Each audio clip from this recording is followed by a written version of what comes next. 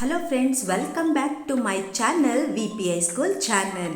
ಇವತ್ತಿನ ವಿಷಯ ಏನಪ್ಪ ಅಂದರೆ, ನಮ್ಮ ಮಕ್ಕಳಿಗೋಸ್ಕರ ನಾವು ನಮ್ಮ ಶಾಲೆಯಲ್ಲಿ ಸ್ಪೋರ್ಟ್ಸ್ ಡೇಯನ್ನು ಆರ್ಗನೈಸ್ ಮಾಡಿದ್ವಿ.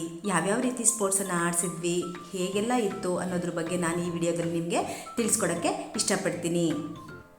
ಇವತ್ತಿನ ಈ ಸ್ಪೋರ್ಟ್ಸ್ ಡೇನ ನಾವು ಸ್ಟೇಡಿಯಮಲ್ಲಿ ಇಟ್ಕೊಂಡಿದ್ವಿ. ಎಲ್ಲ ಮಕ್ಕಳು ಸ್ಟೇಡಿಯಂಗೆ ಬಂದಿದ್ದರು.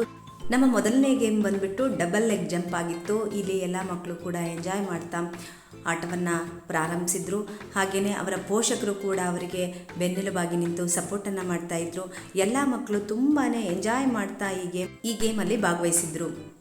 ಇನ್ನು ಎರಡನೇ ಗೇಮ್ ಬಂದುಬಿಟ್ಟು ಫ್ರಾಗ್ ರೇಸ್ ಆಗಿತ್ತು. ಇಲ್ಲಿ ಕೂಡ ಎಲ್ಲ ಮಕ್ಕಳು ತುಂಬಾ ಎಂಜಾಯ್ ಮಾಡ್ತಾಯಿದ್ರು.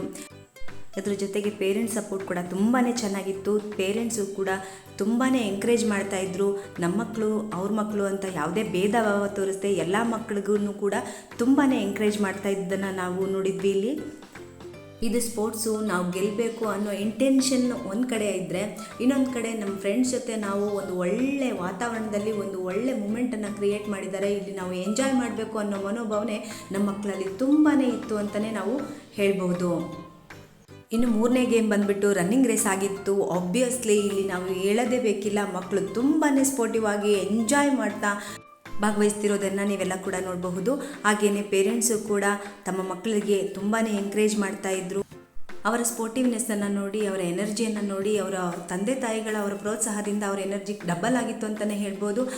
ಹೀಗೆ ನಾವು ಸ್ಟೇಡಿಯಮಲ್ಲಿ ಹಮ್ಮಿಕೊಂಡಂತಹ ಈ ಸ್ಪೋರ್ಟ್ಸ್ ಡೇ ಅವತ್ತು ತುಂಬಾ ಯಶಸ್ವಿಯಾಗಿತ್ತು. ಮಕ್ಕಳು ಕೂಡ ಮತ್ತು ಪೇರೆಂಟ್ಸು ಕೂಡ ಅಷ್ಟೇ ಸಪೋರ್ಟ್ ಮಾಡಿದರು. ಅಲ್ಲಿನ ಗೇಮ್ಗಳು ಕೂಡ ಅಷ್ಟೇ ಚೆನ್ನಾಗಿತ್ತು, ಅಷ್ಟೇ ಚೆನ್ನಾಗಿ ಆರ್ಗನೈಸ್ ಆಗಿತ್ತು ಕೂಡ. ಆ್ಯಂಡ್ ದ ನೆಕ್ಸ್ಟ್ ಡೇ ನಾವು ಇಂಡೋರ್ ಗೇಮ್ಸನ್ನು ಆರ್ಗನೈಸ್ ಮಾಡಿದ್ವಿ. ಹಾಗೆ ಮಕ್ಕಳು ಕೂಡ ಎಲ್ಲರೂ ಆವತ್ತಿನ ಯೂನಿಫಾರ್ಮನ್ನು ಧರಿಸಿ ಶಾಲೆಗೆ ಬಂದಿದ್ದರು.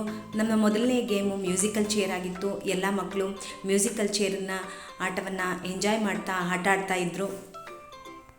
And the next game is passing the ball. ಈ ಗೇಮನ್ನು ಕೂಡ ಮಕ್ಕಳು ತುಂಬಾ ಎಂಜಾಯ್ ಮಾಡ್ತಾ ಆಡ್ತಾಯಿದ್ರು. ಬಿಕಾಸ್ ಇದನ್ನು ನಾವು ರೆಗ್ಯುಲರಾಗಿ ಕ್ಲಾಸಲ್ಲಿ ಆಟ ಆಡಿಸ್ತಾ ಇರ್ತೀವಿ. ಸೊ ಇದು ಒಂದು ಕಾಂಪಿಟೇಷನ್ ಅನ್ನೋದನ್ನು ಅವರು ಮರ್ತುಬಿಟ್ಟು ಅವರೆಲ್ಲರೂ ಸಹ ಈ ಗೇಮಲ್ಲಿ ತುಂಬಾ ತಲ್ಲೀನರಾಗಿಬಿಟ್ಟಿದ್ರು ಅಂತಲೇ ಹೇಳ್ಬೋದು. ಆದರೆ ಈ ಗೇಮ್ ಕೂಡ ಅವರ ಕಾನ್ಸಂಟ್ರೇಷನ್ನ ಲೆವೆಲನ್ನು ಚೆಕ್ ಮಾಡುತ್ತೆ ಅನ್ನೋದು ಕೂಡ ಅವರಿಗೆ ಗಮನ ಇಲ್ಲ. ಬಿಕಾಸ್ ಅವರು ಚಿಕ್ಕ ಮಕ್ಕಳಾಗಿರೋದ್ರಿಂದ ಅವರಿಗೆ ಇದು ಯಾವ ಕಾಂಪಿಟೇಷನ್ ಕೂಡ ಲೆಕ್ಕಕ್ಕಿಲ್ಲ. ಬಟ್ ಅವರು ಪಾರ್ಟಿಸಿಪೇಷನ್ ಮಾಡಬೇಕು, ಆಟ ಆಡಬೇಕು, ಎಂಜಾಯ್ ಮಾಡಬೇಕು ಅನ್ನೋದು ಅಷ್ಟೇ ಅವ್ರ ಮೈಂಡಲ್ಲಿ ಇದ್ದಿದ್ದು. ಈ ಚಿಕ್ಕ ಮಕ್ಕಳಲ್ಲೂ ಒಬ್ಬರನ್ನು ವಿನ್ನರ್ನ ಹುಡುಕೋದು ತುಂಬಾ ಕಷ್ಟ ಆಗಿತ್ತು. ಆದ್ರೂ ನಾವು ಸೆಲೆಕ್ಟ್ ಮಾಡಬೇಕಾಯಿತು. And the last game is lake and land. ಈ ಗೇಮನ್ನು ಕೂಡ ಮಕ್ಕಳು ತುಂಬಾ ಸ್ಪೋರ್ಟಿವ್ ಆಗಿ ಆಟ ಆಡಿದ್ರು ಅಂತಲೇ ಹೇಳ್ಬೋದು. ಹಾಗೆಯೇ ಎಂಜಾಯ್ ಕೂಡ ಮಾಡಿದ್ರು.